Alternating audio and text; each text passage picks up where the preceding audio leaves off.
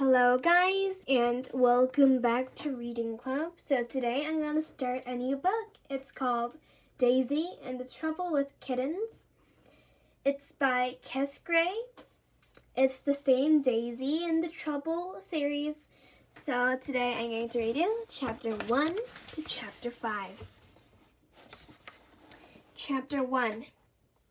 The trouble with gatitos is they are so cute. Gatitos is Spanish for kittens.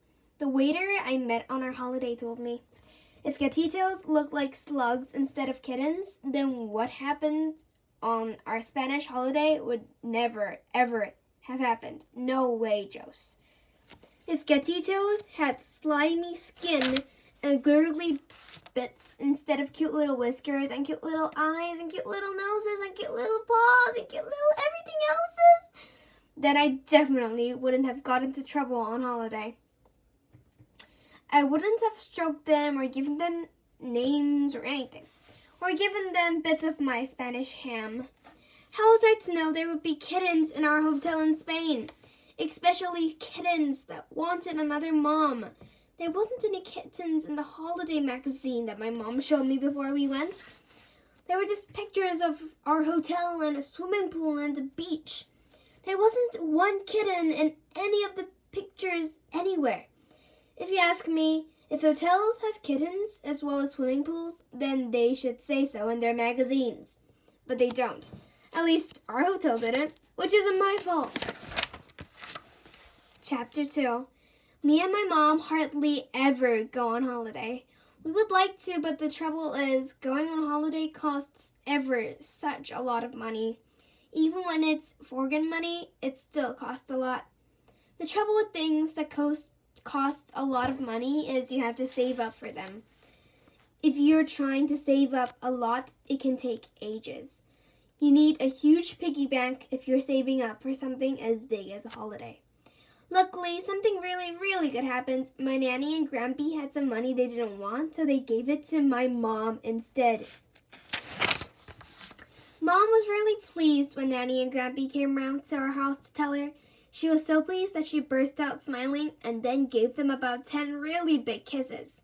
Then she gave me a big kiss too and said, "Daisy, pack your bags, we're going on a summer holiday." The trouble with big kisses is they can be a bit too big sometimes. The big kiss Mom gave me nearly squashed my nose off. Once I'd made sure my nose was still on, I ran straight upstairs to my bedroom to pack my bags like Mom asked. The trouble with packing your bags is I've only got a school bag.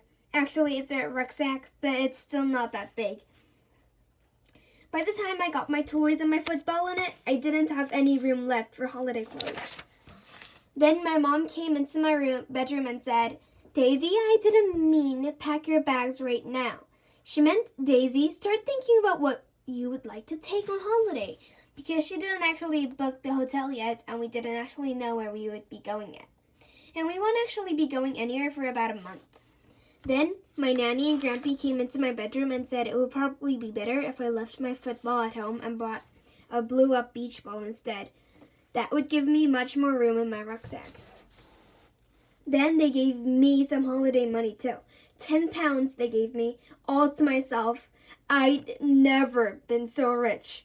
Grampy said I could find a beach ball to buy when I got to the holiday place, and a bucket and a spade if I wanted. Mom said I might even be able to afford a fishing net too. But then I had the idea of buying some scuba gear or a small yacht. Then, once I thought about it a bit more, I couldn't decide what I was going to buy. That's the trouble with being rich. There are far too many things you can afford, especially when you're going on holiday. Then Mom said that it would probably be best to wait until we actually got to where we were going and then decide. If we waited till we got to where we were going, I might find something else to spend my money on, something I hadn't thought of. So I waited and waited and waited and waited. About 4.5 blimmin' weeks. Chapter 3. The trouble with waiting about 4.5 blimmin' weeks to go on holiday is it makes you go all trembly and excited, especially when you found out where you're going. I thought we were going to go to Cornwall again, which is in England. So when my mom told me we were going to Spain, my eyeballs nearly popped out and rolled across the carpet. Spain isn't even in England. It's in a completely different country of the world. Plus, to get to Spain, you can't go in your car. You have to fly there in an actual aeroplane. An actual aeroplane that takes off and flies through the actual sky and goes above the actual clouds and everything. When I found out that I was going to be going on an actual airplane to actual Spain for my actual summer holiday, even my trembles got the trembles. Sorry. Now, don't get overexcited like you normally do, Daisy, said Mom. You know what happens when you get overexcited. But I couldn't stop myself. I rang my best friend, Gabby, straight away to tell her the good news, but she wasn't in. So I ran all the way, 3 doors up the road, to my second best friend, Dylan's house, to tell him instead. Dylan has been to loads of places in the world. He's 9, though, and he's got a snake. Dylan told me Turkey was good. Egypt was too hot. Clacton was wicked, especially the slot machines. But Spain was definitely the best. And guess what? That's exactly what Gabby said when I saw her too. Not about Turkey and Egypt and Clacton because she hadn't been there, but about Spain. Gabby had definitely been to Spain. She had photos and a Spanish teddy to prove it. The trouble with Spanish teddies is they're a bit stiff and not very cuddly. Plus, they don't look like teddies. They look more like cows. Gabby said they don't have teddies that look like teddies in Spain. They only have teddies that look like black bulls or donkeys. Black bull and stiff donkeys? It definitely wasn't going to spend my holiday money on a teddy like that. I was going to spend it on something much better, like a harpoon gun maybe, or a jet ski. Gabby told me the swimming pools in Spain had blow-up dolphins that you can sit on, and Spain had ice creams with gobstoppers full of bubble gum in them. So then I got even more excited, but I still had ages to wait, which made me get even more excited. Then Mom showed me a picture of the hotel where we would be staying, and the beach we would be going to, and the swimming pool we would be swimming in, and the slide I would be sliding down. And then she showed me where Spain was on the map. And then a few days later, she bought me a new swimming costume. And the next week, she bought me some new flip-flops. And the week after that, she bought me some special sun cream that would make my face turn blue. And then the week after that, it was almost time to go. By the time we started doing the proper actual packing, my trembles were nearly shaking and I was so excited. Chapter 4. The trouble with suitcases is they won't shut. Not if you put too many things in them, they won't. Mom said our suitcases would shut, but she was definitely wrong. Even when she bounced up and down on it, our red suitcase wouldn't close. Sit on it with me, Daisy, she said. So I did. But when we bounced up and down to make it close, the sun cream got squashed and squirted out all over the bed. Luckily, it wasn't my special blue sun cream because I was going to need that for doing scary faces on holiday, but Mom still wasn't very happy. Then she tried putting the suitcase on the floor and standing on it, but standing on it didn't work either, so she tried jumping on it. But this time, the handle on her hairbrush snapped, and then when she jumped up and down the next time, the heel broke off one of her favorite shoes. I said she didn't need 8 pairs of shoes to go on holiday, but Mom said she needed a pair for every day we were going to be there, plus a pair for emergencies. So I asked if I could take my bike for emergencies too, but she said no. Then she opened the suitcase and started taking all my things out. Well, not all my things. She left all my holiday clothes inside, but she took out all my toys, including my rollerblades and my giant super soaker water pistol. Mom said rollerblades wouldn't work on sand, and if I wanted to super soak someone on holiday, then I could splash them with swimming pool water instead. So I said some of her shoes wouldn't work on sand either, especially the ones with high heels. Plus, about 8 of her dresses wouldn't work on sand either. Mom said they weren't meant to work on sand, they were meant to work on dance floors. In the end, we gave up sitting and bouncing and jumping on our red suitcase and borrowed an extra one from Nanny and Grampy instead. Not a red one, a brown one with a squeaky wheel.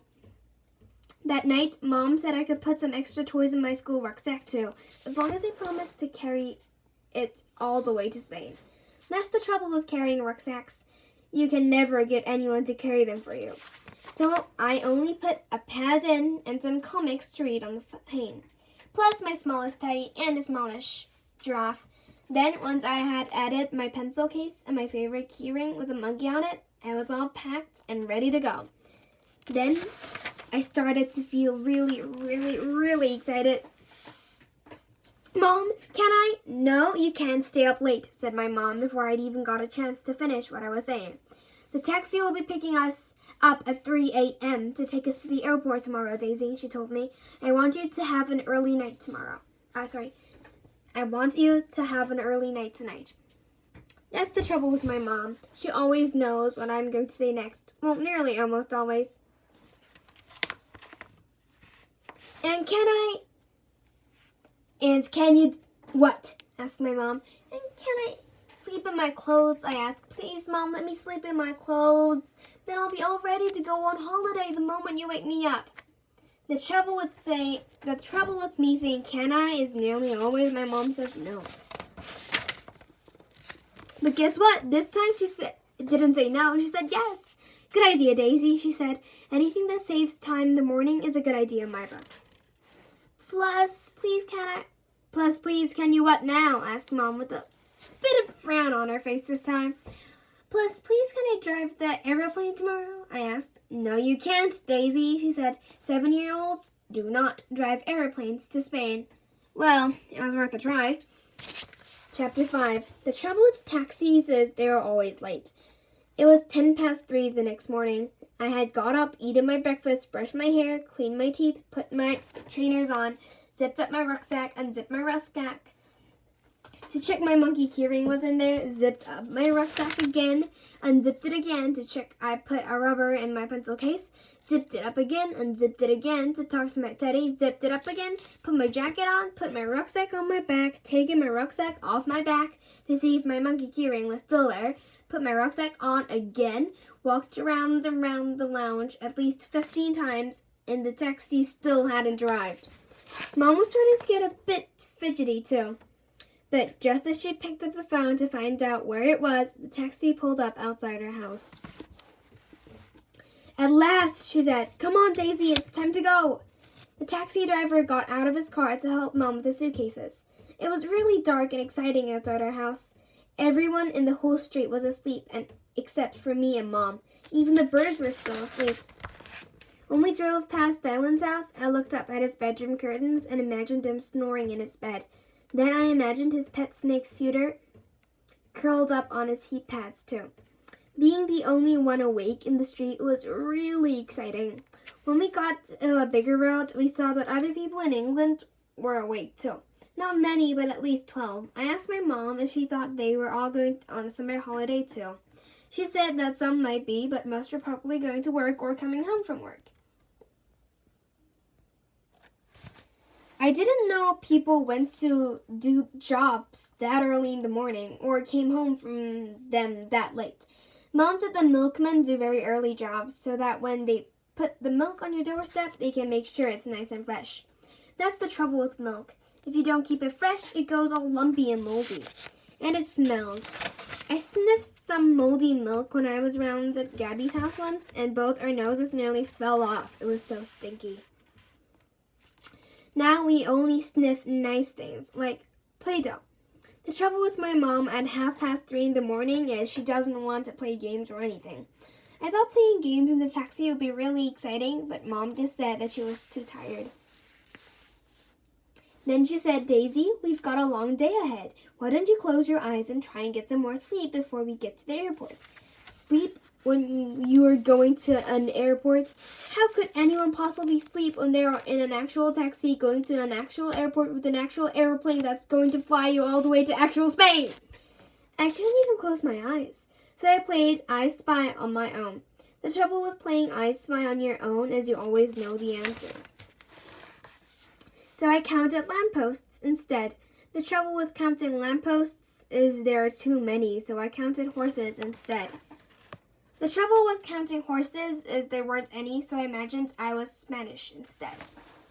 The trouble with imagining you're Spanish is it's really hard if you haven't been to Spain before. I could imagine where I lived. I lived in a smallish castle with palm trees and coconuts in the garden. It was very hot. The sun was always shining and the sky was really blue, but my face was even bluer because of my sunscreen. I had 2 pets. My black bull was called Blackie, and my donkey was called Giddy Up. Plus, my name wasn't Daisy, it was Daisela, because in Spain, children are only allowed to have Spanish-sounding names. My best friends were called Gabriella instead of Gabby, and Peepee instead of Dylan. My favorite food was sausagellas with tomatoilla sauce. My favorite drink was fizzy orangella, and my favorite crisp was smoky baconella. But after that, I couldn't think of anything else Spanish, so I watched my mom dribbling instead. The trouble with dribble is it always comes out when you're asleep. I don't know why, because if you go to sleep, then your dribble should go to sleep too, really. But it doesn't, at least my mom's dribble doesn't. My mom's dribble goes really dribbly when she's asleep, especially when she starts snoring. The trouble with snoring is when they get to be big snores, they sound like a pig eating porridge. And they make your dribble wobble. I thought the taxi driver might crash the car when Mom started dribbling and snoring, so I gave her a nudge with my elbow. The trouble with nudging someone with your elbow is it makes them jump if they're asleep, and it makes their dribble go all over their face. Mom wiped her dribble off really quickly, sat up straight, and pretended she hadn't been asleep in the first place. But I could see her eyes closing again in the reflection in the taxi window. So I didn't nudge her again after that, not until we arrived at the airport. Well, that's the end of this channel. If you liked it, please click many likes and subscribe Reading Club. I'll come back tomorrow with a new and improved channel. Bye, everybody!